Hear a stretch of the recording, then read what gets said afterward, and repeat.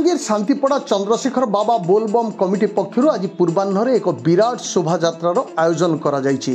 चलित वर्ष शांतिपड़ा चंद्रशेखर बाबा बोलबम कमिटीर रौप्य जयंती पालन हेउथबा बेले महा आडंबर सहकारे पालित होईछि जलाभिषेक शोभायात्रा।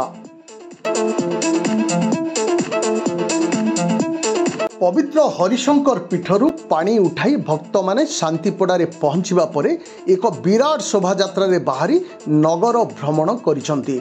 घुमुरा दल दुलदुली पार्टी कीर्तन्य दलर ताले ताले शोभायात्रार आयोजन होईछि। हरिशंकर आसीथिबा मुख्य जलपात्र को भक्त माने भार रे बोही नगर भ्रमण रे सामिल होइथिबा देखिबाकू मिलिछि।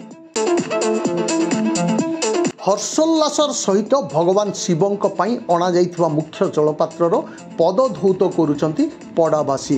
शोभायात्रा रे शिवंक एक प्रतिमा सामिल थिबा बेले निष्ठार सह भक्त माने हरिशंकर ठारू जल उठाई आज शोभायात्रा परे चंद्रशेखर बाबा को अर्पण करिवे बोली कमिटी पक्षरु कहा जायछि।